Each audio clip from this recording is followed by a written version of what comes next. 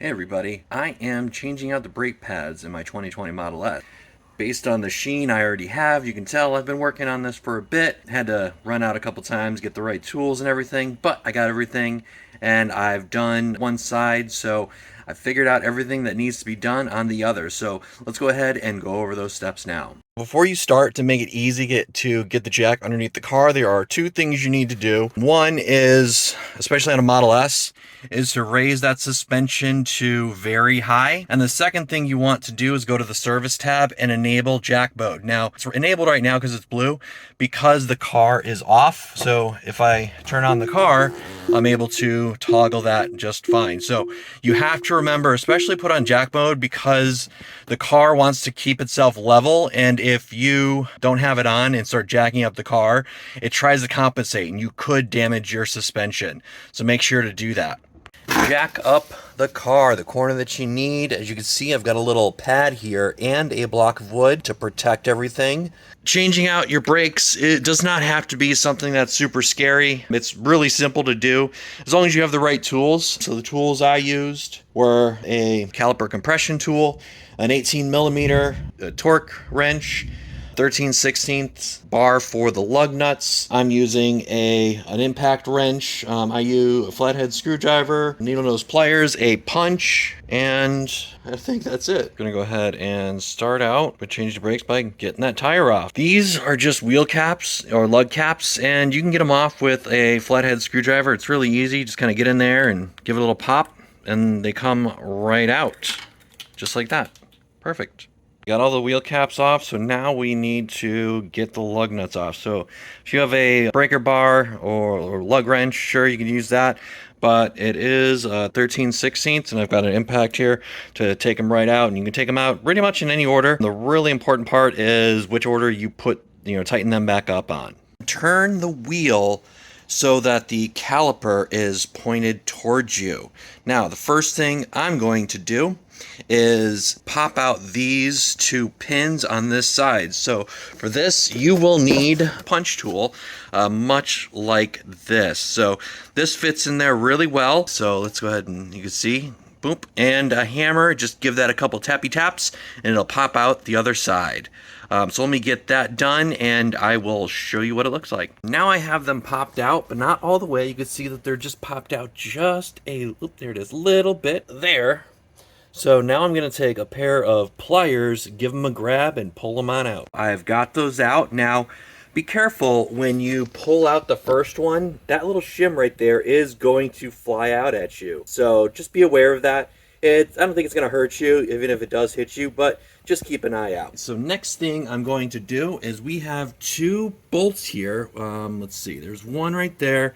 We got another one right there. These are 18mm. Go ahead and loosen those and get them off. The next thing you need to do is spread out the brake pads just a little bit, because there is a clamping force. So when, the last time you hit the brakes on the car, it's clamping down. So it is on there. So what I'm doing is I am using a brake spreader tool that I got from my local auto parts store. They do rent them out. You do have to pay a deposit, but you get that back when you return the set. I'm going to go ahead and spread these out, and the caliper should fall right off. Okay, so it didn't fall off, but it is loose and it's ready to come off. So give it a quick little wiggle and it comes right out, and the brake pads should come out too. Look at that, really simple. What I'm going to do is I'm going to have a zip tie and I'm going to tie it to the suspension. Got it tied up. It's not on the brake line anymore, so we're good.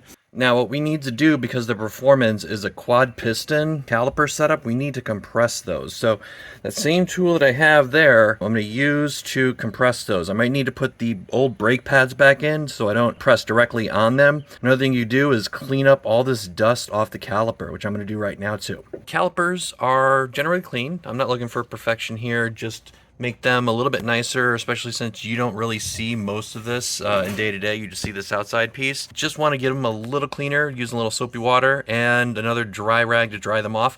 Really want to get like these parts right here clean, because that's where the brake pad slides against the caliper. So you want that nice and clean so you don't have any sort of debris that could restrict movement of your brake pads.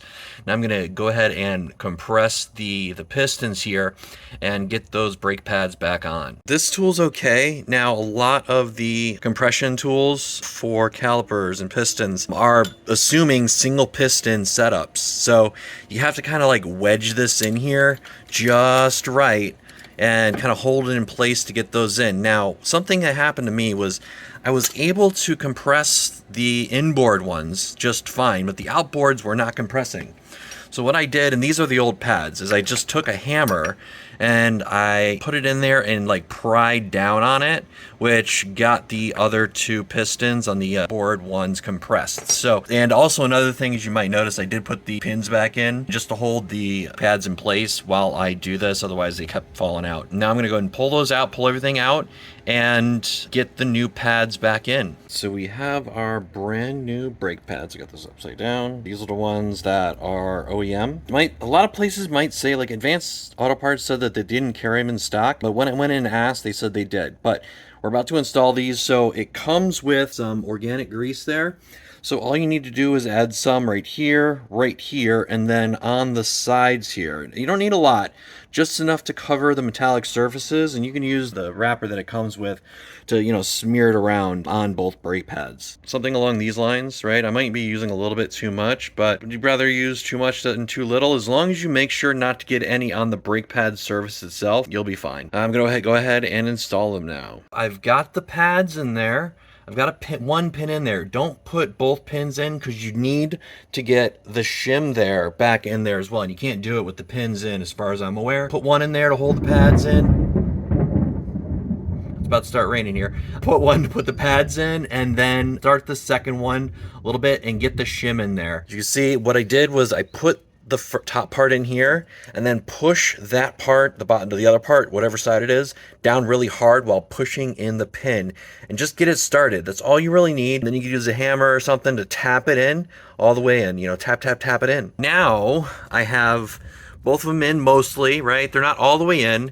So what I'm going to do now is I'm actually going to reinstall the caliper over the rotor so it's nice and solid, and then we're going to tighten everything back up. So just took my 18 millimeter here and, you know, get them on these nuts back here and just tighten them up hand loose, because we are going to torque them down with a torque wrench once we're done. So what I found was 120 Newton meters. Any torque wrench you'll find will have Newton meters. The conversion is about 88 foot-pounds. That's what I found online, so maybe I'm wrong, but it seems pretty tight to me.